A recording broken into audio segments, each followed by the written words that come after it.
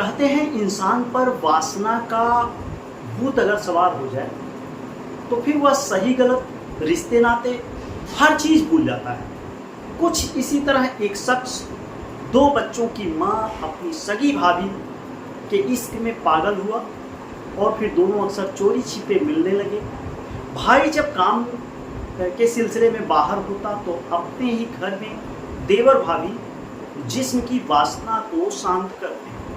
हवस में पागल देवर भाभी के एक इश्क की जो चर्चा होती है वो गांव गलियों में शुरू हो जाती है। एक दिन जब पति की गैर मौजूदगी में देवर भाभी अवैध संबंध बना रहे थे तभी पति पहुंच जाता है और पति ने जब विरोध किया तो देवर भाभी गांव के पास मंदिर में पहुंच जाते हैं और वहां शादी रचा ली। किंतु कहा गया है ना कि अवैध संबंधों का अंत जो होता है वो निश्चित है। फिर आगे जो हुआ उसे सुन आपके पैरों तले से जमीन खिसक जाएगी। नमस्कार, प्रणाम। आप देख रहे हैं अपराध तक और मैं हूं श्रीकांत मिश्र। आज की यह सच्ची घटना जो हम आपको सुनाने जा रहे हैं यह देवरिया जिले से जुड़ा हुआ है।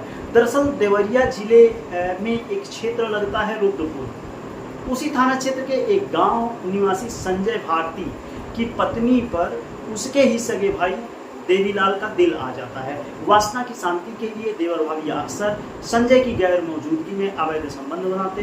धीरे धीरे प्यार परवान चढ़ा तो देवर भाभी के इसकी जो चर्चाएं होती हैं वो गांव गलियों में शुरू हो जाती हैं।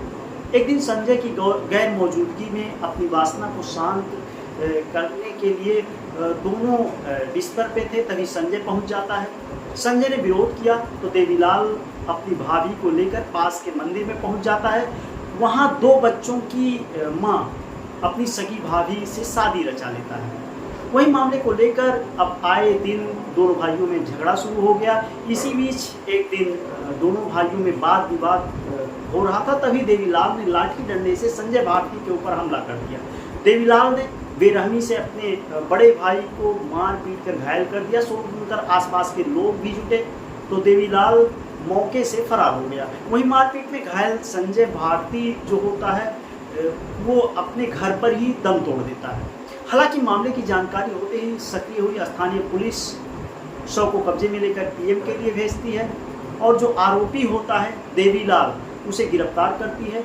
पुलिस की पूछताछ में देवीलाल ने अपना जुर्म भी कबूल कर लिया। हवस में पागल देवीलाल को चंद समय की वासना ने अपराध की दहलीज पर पहुंचा दिया और शायद अब आजीवन उसे सलाखों के पीछे जेल में ही चक्की पीसनी पड़े। आप इस सच्ची घटना पर आधारित कहानी के बारे में क्या सोचते हैं?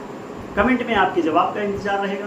फिर मिलते हैं किसी अन्य सच्ची घटना पर आधारित क्राइम स्टोरी के साथ। तब तक के लिए आप अपना ख्याल रखें, अपने परिवार का ख्याल रखें, सावधान रहें और रिश्तों की अहमियत को समझें और बने रहें अपराध तक के साथ। और हाँ, हमारे चैनल पर यदि आप नए हैं तो चैनल को सब्सक्राइब जरूर करें और जुड़े रहें अपराध तक के साथ।